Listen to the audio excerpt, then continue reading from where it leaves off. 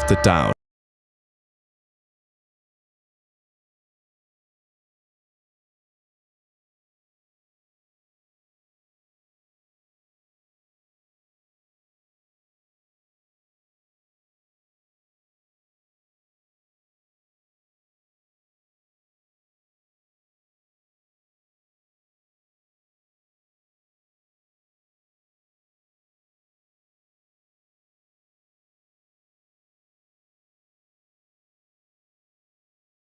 Konnichiwa, good afternoon.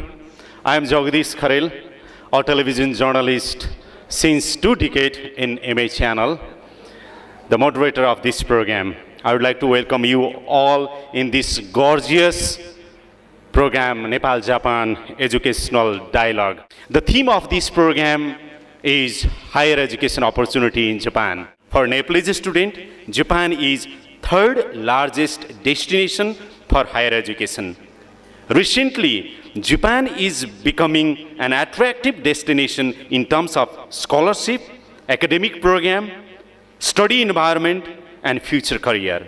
In this gorgeous Nepal-Japan Educational Dialogue, once again, I would like to welcome you all. Now, I would like to request Associate Professor Dr. Sudeep Thakuri, the Dean, Graduate School of Science, Technology and Engineering, for welcome speech. I would like to welcome you all. This is a very wonderful moment that we are here in Brindranagar, Surkhet of Nepal, in the premise of Midwest University. This is actually the first time of this kind of event is happening in this city, in the far western part of Nepal. And definitely, this is going to be very useful for our young generation. We have students from undergraduate, graduates, and also some from the different schools who are probably the beneficiary of this kind of program. So I would like to welcome all the distinguished guests, all the participants from different universities, schools, colleges in this wonderful program. Now I would like to request Dr. Deepesh Kharel, the University of Tokyo, to highlight the objective of the program. The main aim of this program is to fill the information gap between the university in Japan and also the academic institutions in Nepal. Particularly, we like to provide the information about the scholarship, different scholarship available in Japan and the academic programs. So for the young students in this Midwestern University. So in Japan, there are currently 320,000 Nepalese, international students. And Nepal is the third largest group of international students in Japan. And over 1,500 university there. And they have a lot of English-based programs. And most of the university, they provide the private and public scholarship. So we have, including the mixed scholarship. So today we have some representative university, like a Fo University, and also a speaker from the Embassy of Japan. So they will provide the scholarship programs and then the academic programs. So with the distinguished panelists today from both sides, Nepal and Japan, we try to share our information, exchange knowledge, and create a dialogue for the higher education opportunity and future career. We have a video message from the Ambassador of Japan in Nepal, His Excellency Mr. Kikuta Yutaka. So now I would like to request our technical expert to play the video message of His Excellency Ambassador of Japan in Nepal. I'd like to welcome you all to Nepal-Japan Education Dialogue today. First of all, I'd like to express my deepest gratitude to the faculty and staff of the University of Tokyo for hosting this dialogue today. As you all know, opportunities for studying abroad have been quite limited for the past several years due to the COVID-19. The embassy has not been able to host mixed scholarship selections, and it has also been difficult to hold study in Japan fair like this dialogue. However, this year, the embassy has resumed the mixed scholarship selection, and today we are able to hold this dialogue as a hybrid of person-to-person in Nepal and online from Japan. I'm delighted that we are getting back to a once normal environment where young students like you can pursue higher education opportunities abroad. As some of you may know, this year marks the 120th anniversary since the first 8 Nepali students were dispatched to Japan for their study in 1902. They were on mission to be educated, to modernize and develop Nepal. During the long friendly decades, Japan has extended its assistance to Nepal for her development, including technical cooperation on education, because we Japanese firmly believe that the human resource development is a foundation of nation building. Now, I would like to begin with the presentation from Mr. Suman Dahal. He is the Joint Secretary, Ministry of Finance, Government of Nepal, member of UTAN also. His presentation will be focused on study in Japan, reflection on learning experience. हामी सबैलाई थाहा छ Japan एउटा एकदमै develop country हो जुन एसिया भनेको हाम्रो आफ्नो कन्टिनेन्टको चाहिँ डेभलप कन्ट्री जापान हो जो चाहिँ विश्वमै दोस्रो लार्जेस्ट इकोनोमी थियो त्यतिखेर र जापानिजहरु हामीलाई सबैलाई थाहा छ एकदमै हार्ड वर्किङ डिसिप्लिन कोअपरेटिभ एकदम टाइममा विश्वास गर्ने अघि हाम्रो जगदीश सरले प्रेजेन्टेसन गर्दा पनि 3 2 1 भनेर गर्नुभयो जुन कुराहरु यो जापानिज कल्चरले देखाउँछ काइजिन सिस्टममा टिकियुम सिस्टममा बसेर काम गर्नुहुन्छ उहाँहरुले त्यो बाहेक त्यहाँको इन्भाइरोमेन्टहरु भने जस्तो जिरो भाइलेन्स जिरो रबरी जिरो चिटिङ त्यहाँको सोसाइटीको कुरा गर्दा अथवा त्यहाँको इन्भाइरोमेन्टमै पनि हेर्ने हो भने विश्व स्तरको मलाई लाग्छ स्वर्ग भनेर कसैले खोज्यो भने जापानलाई देख्न सकिन्छ त्यति सफा सो क्लीन र हाम्रो नेपालको जस्तो टोपोग्राफी विश्वमा धेरै देशहरु छन् 200 देश छन् तर जापानमा चाहिँ नेपाल जस्तो टोपोग्राफी नेपाल जस्तो हिमाल पहाड तराई र हामी नेपाल र जापानको बीचमा सयौं वर्षको लङ हिस्ट्री टाइअप छ त्यसकारणले गर्दा हामी धेरै भाषाहरु कुराहरु मिल्दछ त्यो मात्रै नभएर हामीले विदेशमा पढ्न जाँदाखेरि आफ्नो परिवारहरु लिएर जाने परिवारले काम गर्न जान पाउने केटाकेटीहरुले पढ्न पाउने केटाकेटीहरुले विभिन्न खालका एलाउन्सेस भत्ताहरु पाउने धेरै खालका ट्रिटमेन्टका सुविधाहरु पाउने इन्स्योरेन्सका व्यवस्थाहरु हुने देश भएकोले पनि हाम्रो जापान चाहिँ जसले पनि रोज्छ र मैले पनि त जापान रोजेँ जापान भित्र पनि टोकियो युनिभर्सिटी भन्ने यस्तो युनिभर्सिटी छ जो चाहिँ विश्व स्तरको त्यतिखेर म पढ्न जाँदा विश्वको टप 10 युनिभर्सिटीमा पर्थ्यो अहिले पनि सायद 20 भित्रमा पर्छ जस्तो अहिले पढ्न जान खोजेको केटाकेटी भाइ बहिनीहरुको लागि त्यहाँ गएर आफूले के पाइन्छ त भन्दा म त्यहाँ गएर एउटा हाइली प्रेस्टिजियस सर्टिफिकेट मैले लिएर आएँ पब्लिक पोलिसीमा म 2 वर्ष त्यस्तो डेभलप सोसाइटीमा हामी जस्तो नेपाली नागरिकहरुले त्यस्तो डेभलप सोसाइटीमा त्यस्तो कन्ट्रीमा 2 वर्ष मैले बस्न पाएँ विथ फ्यामिली बस्न पाएँ त्यहाँका डेभलपमेन्टहरु इन्फ्रास्ट्रक्चरहरु त्यहाँको आईटी सिस्टमहरु हामीले एक्सपीरियन्स गर्न पाएँ त्यहाँका एकदमै त्यसले गर्दा मलाई यहाँ फर्केर आउँदा एकदम हाइली मोटिभेटेड एकदम कन्फिडेन्स बिल्ड अप हो मलाई देख्दाखेरि पनि मान्छेहरुले यो विदेश पढेर आएको मान्छे भन्ने खालको एउटा त्यो पर्सनालिटी पनि डेभलप हो Thank you so much, Suman Dahal. He is the Joint Secretary of Ministry of Finance. Now I would like to request Dr. Pravin Shrestha. He is the President of JUAN also, and he will be focusing his presentation especially on higher education in Japan, a country of technology and culture. Japan is one of the first countries to understand the true power of technology. Japan identified, yes, technology is the one by which this country can go ahead. Especially, Japan developed technology after the end of Second World War. So Japan has become a global leader in the field of science and technology. Few more points about science and technology in Japan.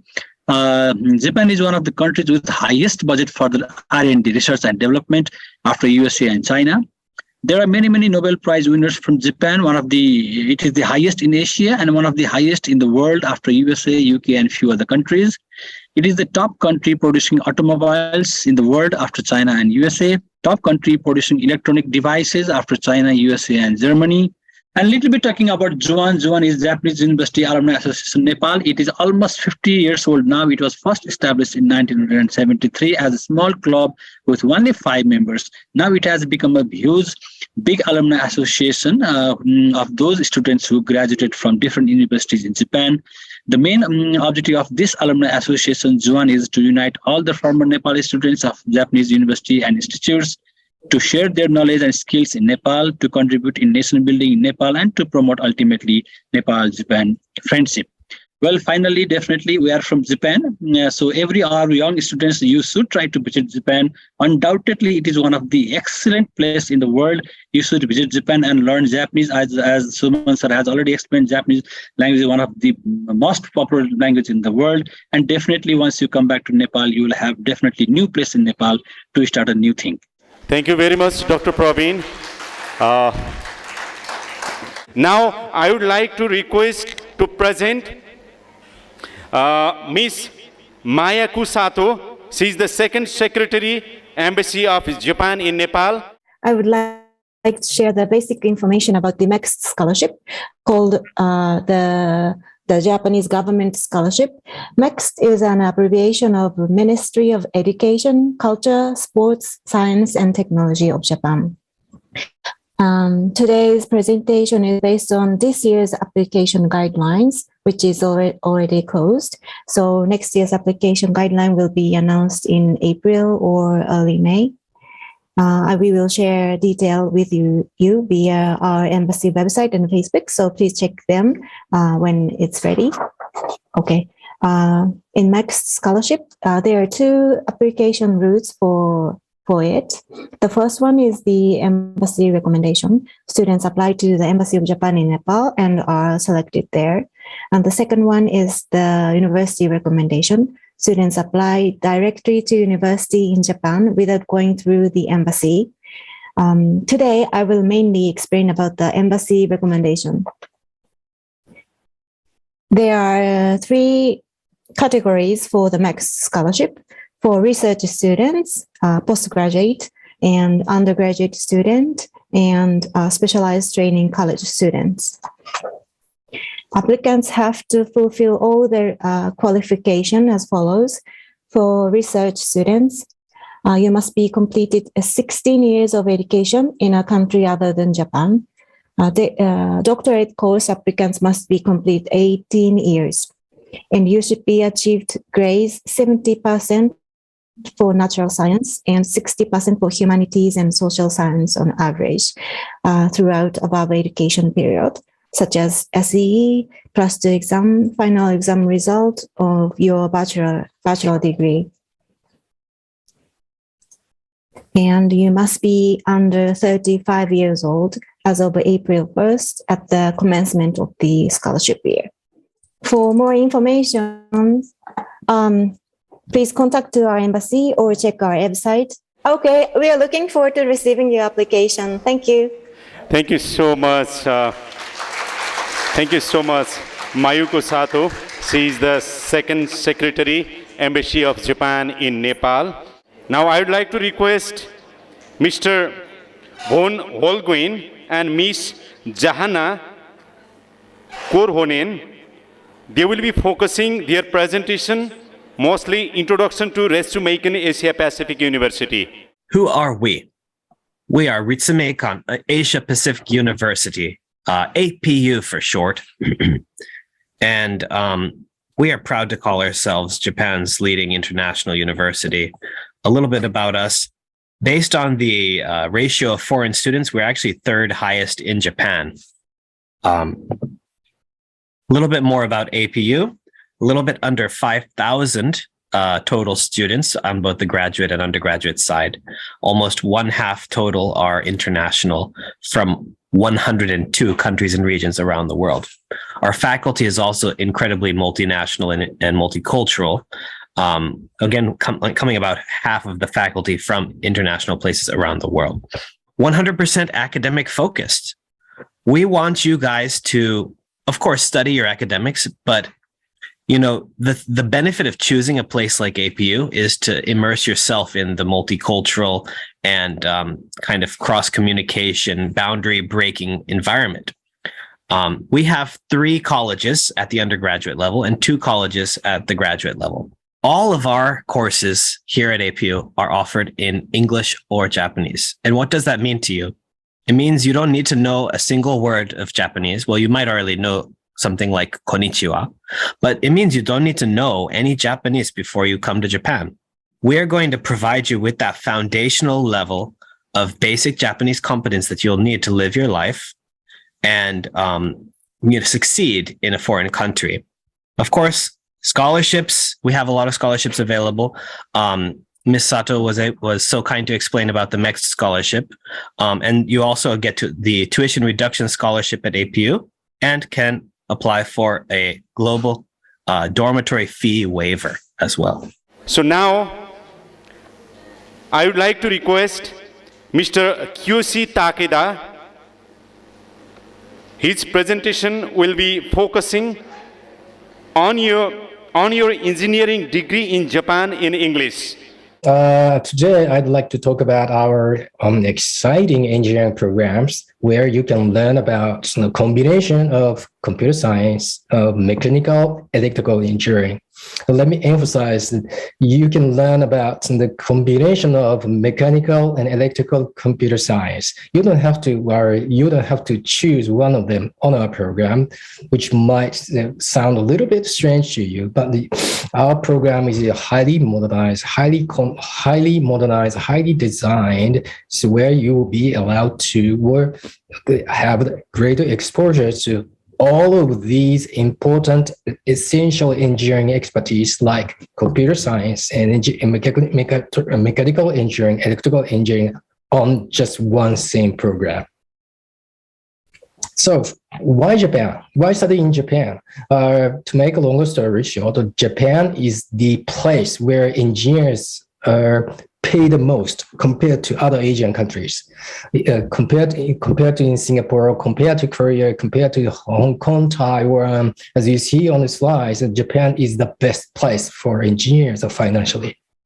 Let me talk about our scholarships. We do have strong scholarships for best qualified students on a merit basis, not a need basis, on a merit basis. So if you are qualified to be a recipient of our scholarship, you could be our recipient of our tuition scholarship in the form of tuition reduction by 30%.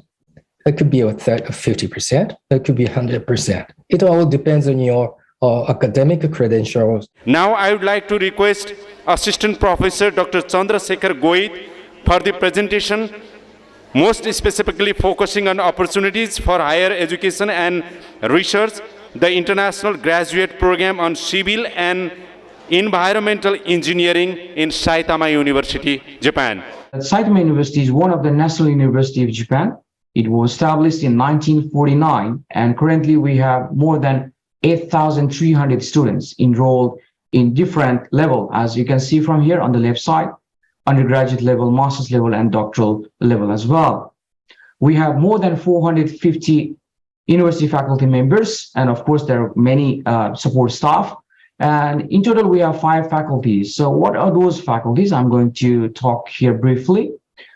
The first one is the Faculty of Liberal Arts, Education, Economics, Science, and Faculty of Engineering, which I'm going to talk about today, the number 5. To give a brief idea about science and engineering in total, for example, we have many departments ranging from, for example, Faculty of Science, you have mathematics, chemistry, electrical biology, and so on. Whereas in the Faculty of Engineering, you have mechanical engineering, electrical, electronics, chemistry, applied chemistry, as well as the civil and environmental engineering, which is my topic today. So now, let me briefly, not briefly, in detail, I'd like to go into this, the International Graduate Program of Civil and Environmental Engineering. We have a dedicated page. All the information I think you can find very easily. But the important part I'd like to highlight here, this program is actually very old in one way that it started in 1992. And as earlier discussed about APU and KUS as well, our medium of the program is in English, so that you don't need any Japanese requirement to enroll to the program. The students actually enroll to the postgraduate studies, both the master's and the doctoral program. And we have various scholarships that are available As Ms. Sato from the Embassy of Japan in Nepal mentioned about the university recommendation, our university have such university recommended MEX scholarship. We have Asian Development Bank scholarship, we have World Bank, as well as a JICA scholarship and others. So if you look at the total enrollment from 1992, our program have more than 720 students from over 30 countries. Thank you very much, Assistant Professor Dr. Chandrasekhar Goit, for sharing your presentation in front of more than 500 students participating physically in the premises of Midwest University, Karnali, Surkhet, Nepal. The floor is open. Now it's your turn. You can ask any question to any presenter. If you have any curiosity regarding the higher education opportunity in Japan, more specifically scholarship, study environment, academic program and future career. Yo graduate को लागि मात्र हो कि under graduate को लागि मात्र हो यो educations मतलब यो सीएसआईटी को लागि हो कि सबै फ्याकल्टी को लागि हो कि यो सीएसआईटी को लागि सीएसआईटी लाई पनि इन्भल्भ छ कि कस्तो छ यसको बारेमा Our brother and sister are studying Japanese language. They are going Japan for working. How they can study there or they तिनीहरूले त्यहाँ गएर नेपाल उसमा पढ्न पनि र त्यहाँ कमाउन पनि सक्छन् कि नै भन्ने मेरो क्वेशन हो. I would like to ask that including agriculture, is there any criteria for agriculture like scholarships, and if we are getting chances to study in Japan, if we are getting to study agriculture in Japan, how much of us may get chance over there, like and what will be the amount we have to pay, or will be a kind of scholarship? If we get the scholarship, full 100% scholarship in the CE entrance examination for Nepal, and if we get the scholarship in Japan, will we get the full scholarship in Japan too or not? Most of the students, I guess we are 17. Even I am 17, so I gotta wait to be 18 to apply for the universities. It will take more like 8 or 9 months. So what will we do in that spare time, in that leisure time?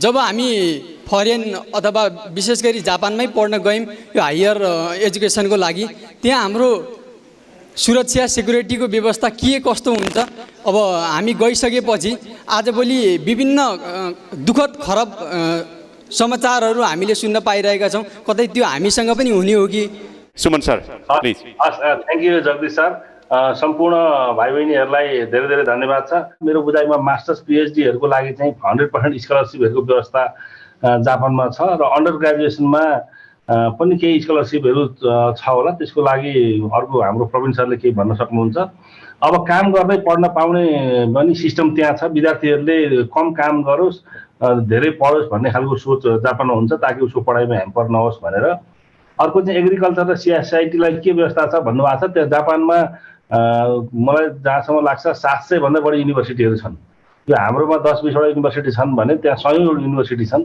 त्यसकारणले यी सबै अवसरहरु त्यहाँ उपलब्ध छन् त्यसमा हामीले doubt मान्नु पर्दैन प्रोसेसको लागि चाहिँ आज हामीले खाली क्लिक गर्न ट्रिगर गर्न खोजेको हो यसबाट तपाईहरुको जानकारीमा जापान पढ्न सक्ने सम्भावना छ भन्ने कुरा नजरमा परिसकेपछि त्यसका प्रोसिड्युरहरु तपाईले वेबसाइटमा खोज्न सक्नुहुन्छ त्यसको लागि हामीसँग सरकार राख्न सक्नुहुन्छ हामी अरु धेरै एजेन्सीहरु यस्ता छन् तिनीहरुसँग तपाईले सम्पर्क राख्न सक्नुहुन्छ जापानमा सेक्युरिटीको इस्यु केही पनि छैन तपाईले त्यो विषयमा दिमागमा कुनै पनि क्वेशन नराख्नु होला.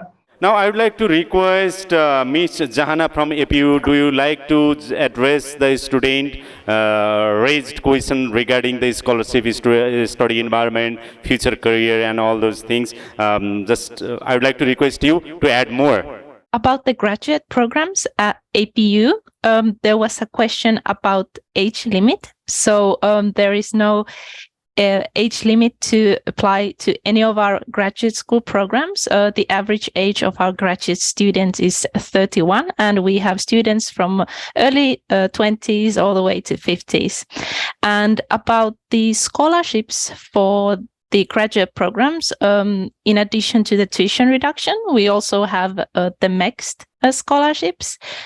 And how to apply for scholarships. For APU, everything is done online. We have an online application system that walks the applicant through the necessary steps and also asks the applicant if they would like to consider it for a scholarship. So we have tried to make the application as easy for the applicant as possible. Now we are in the another important movement that the Professor Dr. Nanda Bahadur Singh, Vice-Chancellor of Mid-West University, Nepal, he is the keynote speaker today. So I would like to request you, VC sir, for the keynote speech.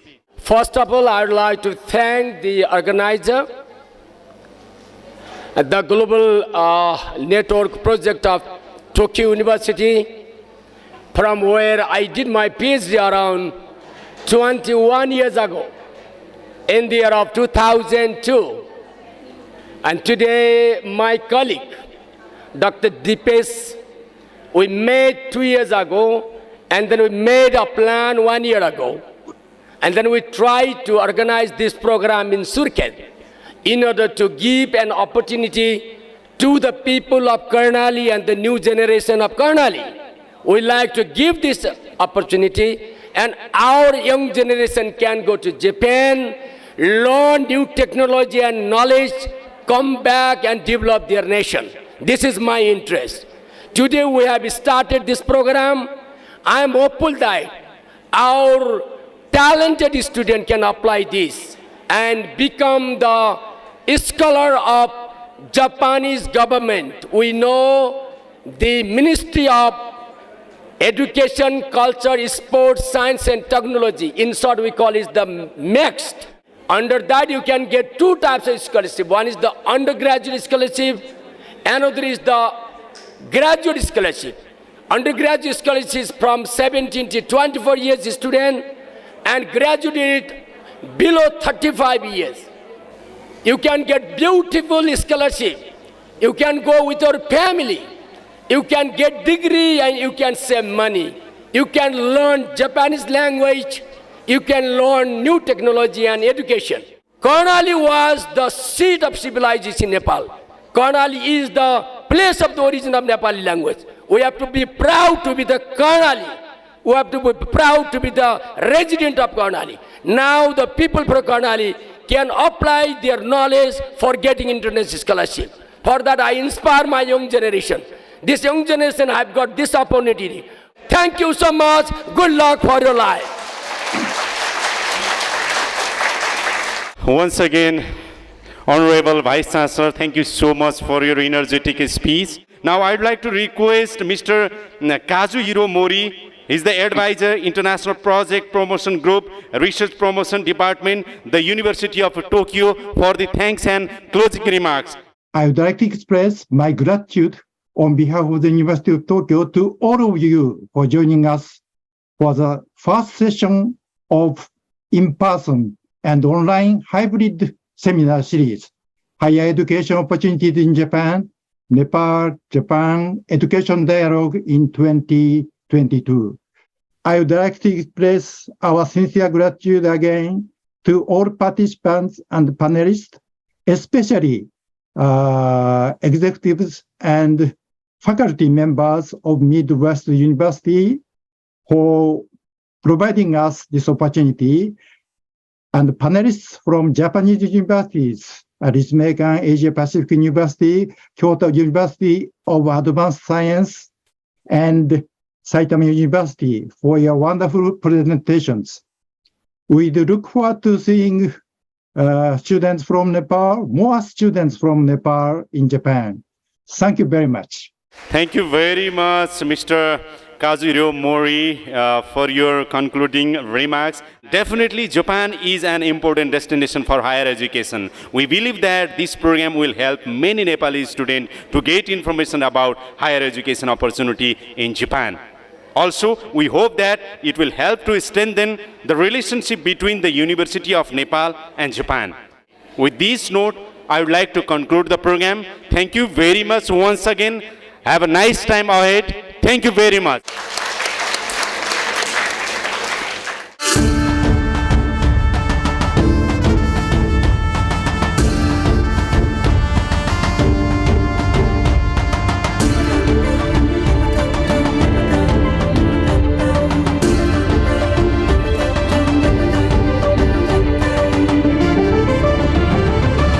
talk of the town.